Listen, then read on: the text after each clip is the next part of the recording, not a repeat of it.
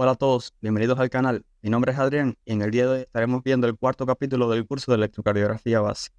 En esta ocasión estaremos aprendiendo a calcular el eje eléctrico del complejo QRS y el intervalo QT corregido.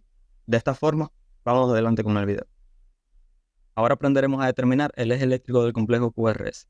La actividad eléctrica que genera la despolarización ventricular origina un vector eléctrico, el cual es detectado por los electrodos exploradores e impreso en forma de complejo QRS.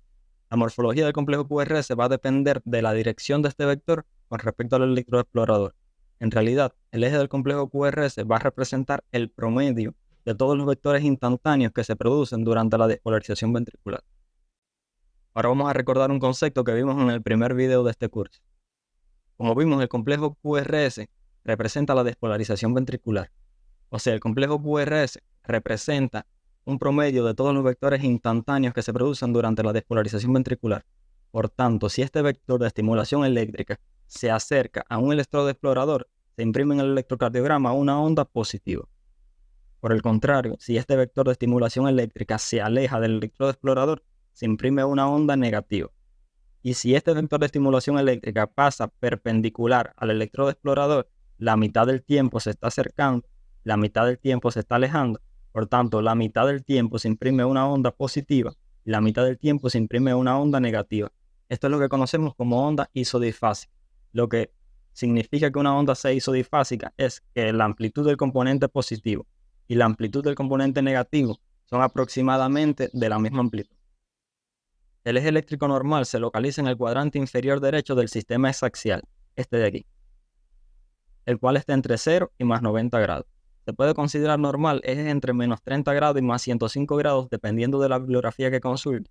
Ahora, ejes entre 0 grados y más 30 grados son ejes normales pero horizontales, y ejes entre más 60 grados y más 90 grados son ejes normales pero decimos que son verticales. Ahora, un eje que está entre 0 y menos 30 grados decimos que tiene una desviación ligera a la izquierda. Un eje entre menos 30 grados y menos 90 decimos que tiene una desviación de moderada a severa hacia la izquierda. Por el contrario, ejes entre más 90 y más 105 grados tienen una desviación ligera a la derecha, y ejes entre más 110 grados y más 180 grados tienen una desviación de moderada a severa a la derecha. Ahora pasaremos a ver cada uno de los pasos que se deben seguir para determinar el eje eléctrico del complejo QRS. Lo primero es determinar cuál es la derivación más isodifásica en el plano frontal. Luego localizamos la derivación que es perpendicular a esta. Luego observamos si esta derivación perpendicular, el complejo QRS, es predominantemente positivo o predominantemente negativo. Luego localizamos los grados en los que se encuentra el polo de la derivación perpendicular. Y finalmente, determinamos el eje eléctrico del complejo QRS. Ahora pasaremos a evaluar este método en este ejemplo en específico. Como pueden ver, el primer paso que debemos realizar es localizar cuál es la derivación más isodifásica en el plano frontal. Recuerden que isodifásico quiere decir que el componente positivo y negativo tienen aproximadamente la misma amplitud. Si buscamos en las derivaciones del plano frontal, podemos observar muy fácilmente que la derivación más isodifásica es de 1. Luego vamos al sistema exaxial de Bailey y localizamos cuál es la derivación que le es perpendicular a D1. Pueden observar en este caso que es ABF. Luego observamos si la derivación ABF, el complejo QRS, es predominantemente positivo o predominantemente negativo. Vemos que es predominantemente positivo. Esto quiere decir que el vector de estimulación eléctrica se acerca al electrodo explorador positivo de esta derivación. Por tanto, el polo positivo de esta derivación está en más 90 grados. En este punto podríamos decir que el eje eléctrico de este complejo QRS está cercano a más 90 grados y con eso sería más que suficiente.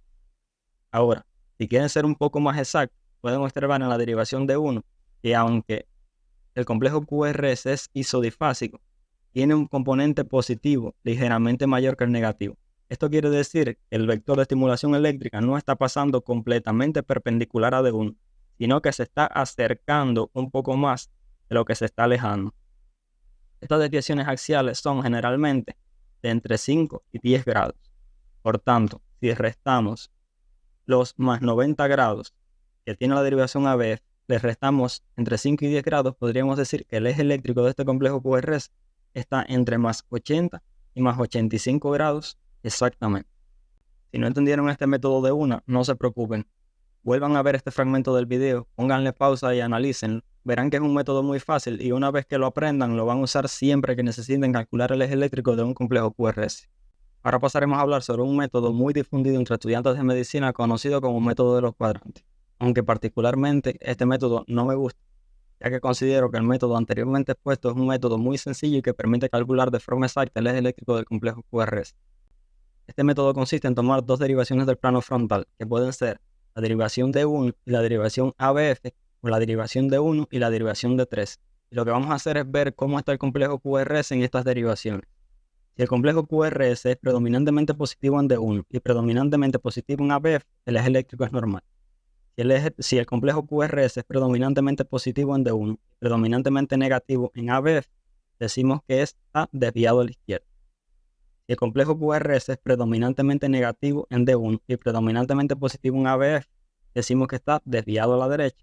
Y si está predominantemente negativo en ambas derivaciones, decimos que está indeterminado. Ahora vamos a aplicar este método de los cuadrantes a este electrocardiograma en específico. Vamos a ver la derivación D1 y la derivación ABF. Aquí podemos observar que la derivación D1 y ABF, el complejo QRS en D1 predominantemente positivo y en ABF es predominantemente negativo.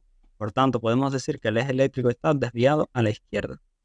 Ahora, si aplicamos el método de la magia isodifásica a este caso, podemos observar que en el plano frontal la derivación magia isodifásica es D2. La perpendicular a D2 es ABL. En ABL el complejo QRS es predominantemente positivo. Esto quiere decir que el vector de estimulación eléctrica se está acercando al electrodo explorador positivo de ABL. El electrodo explorador positivo de ABL está en menos 30 grados. Por tanto, en este momento podríamos decir que el eje eléctrico del complejo QRS en este caso está cercano a los menos 30 grados y efectivamente está desviado a la izquierda. Si queremos ser un poco más exactos, podemos observar que en la derivación de 2, el complejo QRS no es completamente isodifásico, sino que el componente negativo es mayor. Esto quiere decir que el vector de estimulación eléctrica no pasa completamente perpendicular a la derivación de 2, sino que se aleja un poco más de la derivación de 2. Por tanto, como vimos que estas desviaciones axiales son de entre 5 y 10 grados, y si le sumamos a menos 30 grados una desviación axial de entre menos 5 y menos 10 grados, podemos estimar que el eje eléctrico del complejo QRS en este caso está cercano a los menos 40 grados. Ahora aprenderemos a calcular el intervalo QT corregido. El intervalo QT normalmente varía con la frecuencia cardíaca, por lo que debe corregirse en base a la misma. Existen varias fórmulas para corregir el intervalo QT. En el día de hoy veremos la fórmula de Bassett, ya que es la más usada. En la imagen de abajo a la izquierda pueden observar la fórmula de Bassett para calcular el intervalo QT corregido. Esta dice que el intervalo QT corregido va a ser igual a la duración del intervalo QT entre la raíz cuadrada del intervalo RR. Los valores deben estar expresados en segundos para introducirlos en la fórmula. Y como vimos en el capítulo anterior, el valor normal del intervalo QT es de 0.38, 0.44 segundos. Ahora pasaremos a ver un ejemplo de cómo calcular el intervalo QT corregido. Lo primero que vamos a hacer es medir el intervalo QT del trazo. Desde el inicio del complejo QRS hasta el final de la onda T. Vemos que en este caso el intervalo QT mide 11.5 milímetros, lo que multiplicado por 0.04, que es el valor de cada cuadradito pequeño de 1 milímetro, nos da un intervalo QT medido de 0.46 segundos. Ahora debemos calcular el intervalo RR. El intervalo RR es de 33 milímetros. Si multiplicamos 33 milímetros por 0.04 nos da un intervalo RR de 1.32 segundos. Despejando estos valores en la fórmula, tenemos que el intervalo QT corregido va a ser igual a 0.46 entre la raíz cuadrada de 1.32. Y esto nos da un intervalo QT corregido de 0.40 segundos. Por tanto, el intervalo QT corregido en este caso es un intervalo QT normal. Y bueno, hasta aquí el video de hoy. En el próximo capítulo estaremos hablando sobre los bloqueos auriculoventriculares, cómo clasificarlos y cuáles son sus criterios de diagnóstico. Si te gustó el video, suscríbete. Si tienes alguna duda o sugerencia, déjalo en los comentarios y hasta un próximo video.